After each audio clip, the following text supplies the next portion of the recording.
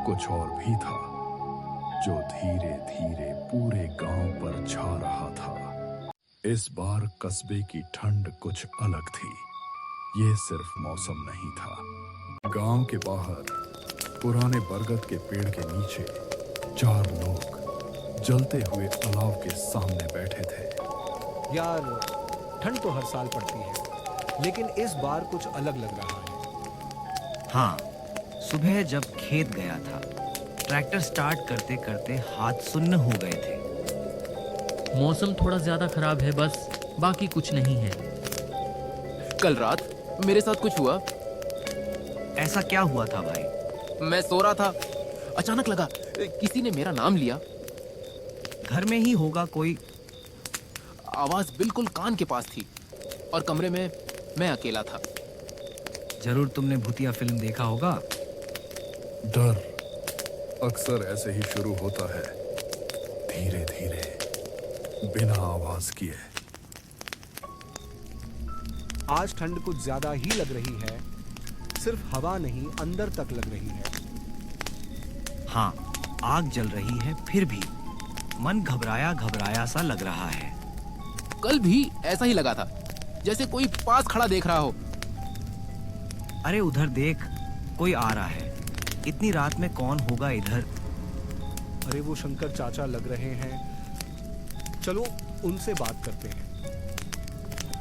धुंध के अंदर से एक आदमी पास आता दिखा। वो शंकर चाचा थे और उनके चेहरे से लग रहा था कुछ ठीक नहीं है। आकर बिना कुछ बोले वहीं बैठ गए। आओ चाचा, बैठो इधर। आज बड़ी देर कर दी आने में। हाँ, थोड़ा काम में अटक गया था, सोचा तुम लोगों को देखता चलूं। तुम लोग रोज यहीं बैठते हो, कभी और जगह नहीं मिलती क्या? हाँ चाचा, रोज यहीं बैठते हैं। आदत सी हो गई है इस जगह की। ये जगह उतनी सीधी नहीं है जितना तुम लोग समझ रहे हो। क्यों चाचा, क्या दिक्कत है यहाँ? कुछ देखा है क्या आपने? हाँ, देखा है, और वही बात आज तक नहीं भूला हूँ। एक रात मैं भी यहीं से निकला था, उसके बाद कभी यहाँ नहीं रुका। तो हुआ क्या था उस रात? सीधे सीधे बताना चाचा। ठीक है, सुन लो ध्यान से, बीच में मत टोकना। ये कोई बनाई हुई कहानी नहीं है, ये सब मेरे साथ सच में हुआ है। शंकर चाचा ये बोलते ही माहौल बदल गया। चारों एक दूसरे को देखने लगे। शंकर चाचा ने अपनी कहानी सुनाना शुरू कर दिया। रात गहरी हो चुकी थी। जंगल का वो कच्चा रास्ता बिल्कुल सुनसान था। चारों तरफ पेड़ ही पेड़ थे और अजीब सा सन्नाटा था वहां।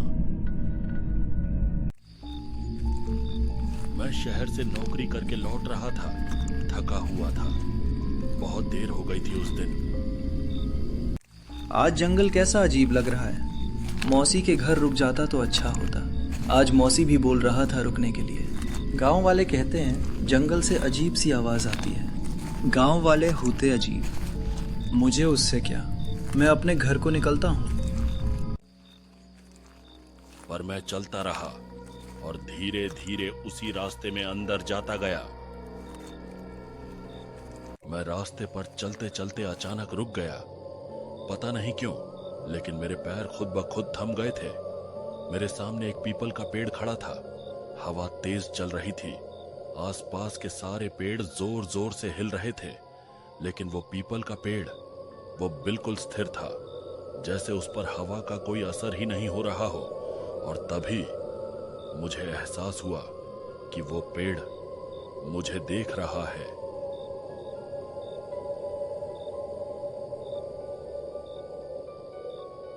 मैंने अपनी नजरें हटाने की कोशिश की, लेकिन पता नहीं क्यों मेरी आंखें उसी पीपल के पेड़ पर अटक गई थीं।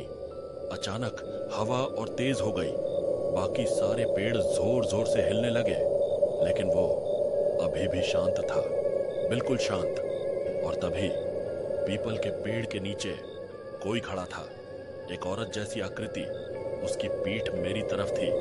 लंबे लंबे काले बाल पूरी तरह खुले हुए, जो हवा में धीरे धीरे हिल रहे थे।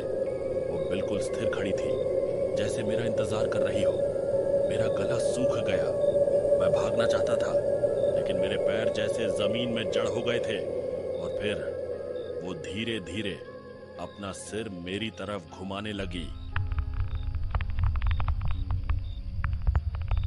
और जैसे ही उसका सिर मेरी तरफ पूरी तरह मुड़ा, मेरे अंदर डर की लहर दौड़ गई। अगले ही पल मैं बिना कुछ सोचे भागने लगा।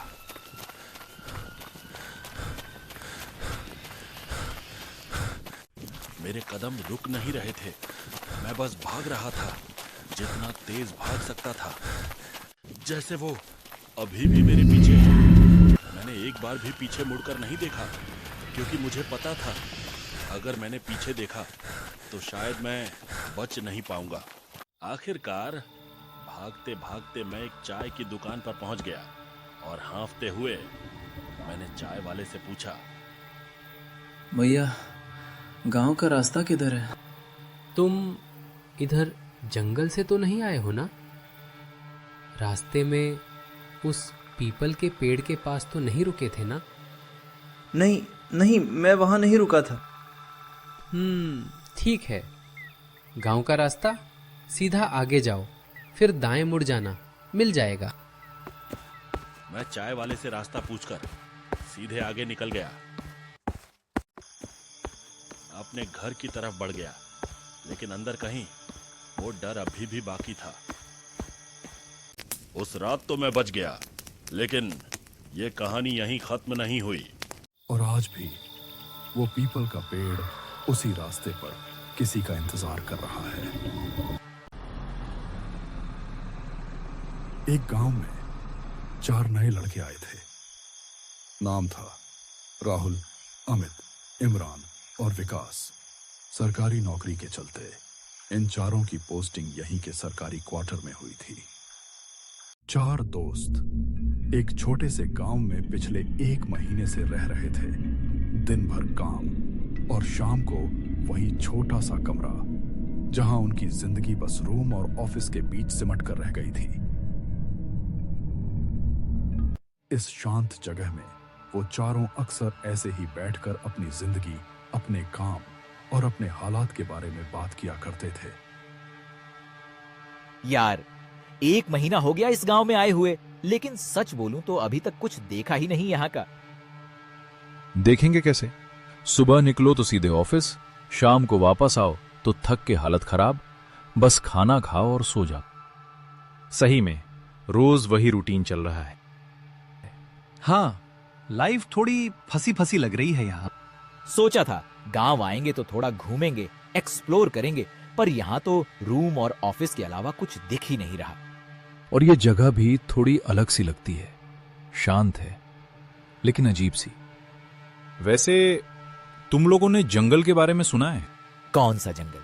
यहीं पीछे जो है गांव के, गांव वाले उसी के बारे में बात कर रहे थे। हाँ, मैंने भी सुना है। ऑफिस में भी लोग उसी का जिक्र कर रहे थे आज। क्या बोल रहे थे? कह रहे थे कुछ दिन पहले गांव का एक आदमी रात को उस जंगल में गया था। फिर उसके साथ क्या हुआ? फिर वो वापस नहीं आया। मतलब गायब हो गया? हाँ, और उसका फोन जंगल में एक पेड़ के पास मिला था। हो सकता है रास्ता भटक गया हो। सही है, ऐसे ही कोई कैसे गायब हो सकता है? मुझे तो लगता है गांव वाले थोड़ी बातों को बढ़ा देते हैं, छोटी चीज को भी कहानी बना देते हैं। हाँ, हर चीज में रहस्य डाल देते हैं। फिर भी अगर सच में कुछ हुआ हो तो हम लोग क्या करेंगे? देख सकते हैं जाकर। अभी नहीं, रात में जाना सही नहीं है। हाँ, पहले दिन में देखेंगे, समझ लेंगे जगह को। ठीक है, फिर कल देखते हैं।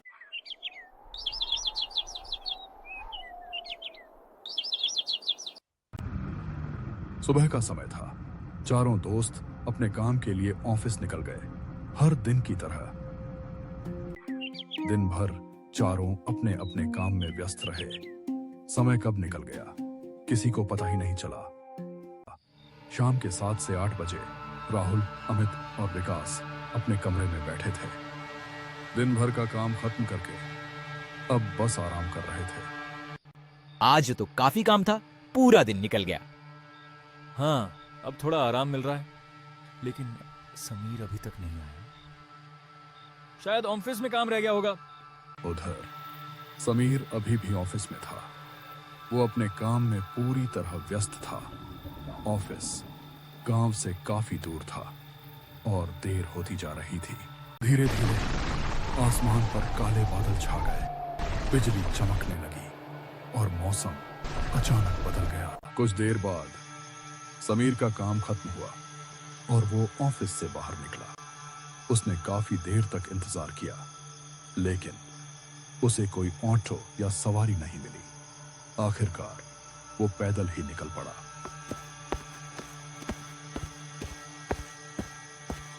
चलते चलते वो जंगल वाले रास्ते की ओर बढ़ने लगा। उसके मन में एक अजीब सा डर था, लेकिन कोई और रास्ता नहीं था। अचानक मौसम और बिगड़ गया। तेज हवा चलने लगी, बिजली कड़कने लगी और अचानक तेज बारिश शुरू हो गई। बारिश से बचने के लिए वो पास के एक पीपल के पेड़ के नीचे रुक गया।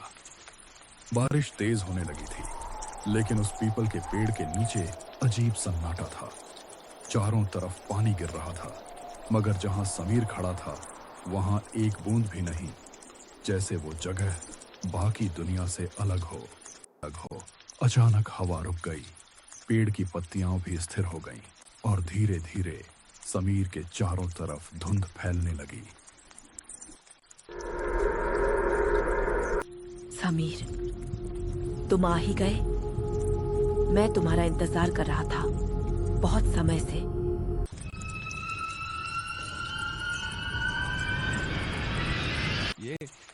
ये सच नहीं हो सकता। तुम मेरे सामने कैसे खड़े हो? दूर रहो मुझसे। तुम जो भी हो, है इंसान नहीं हो। और अगले ही पल वो अजीब साया सीधे समीर के शरीर में समा गया। उसकी आंखें खाली हो गईं, शरीर कांपने लगा और जैसे उसकी आत्मा उससे अलग हो रही हो, और उस सन्नाटे में सिर्फ बारिश की आवाज रह गई।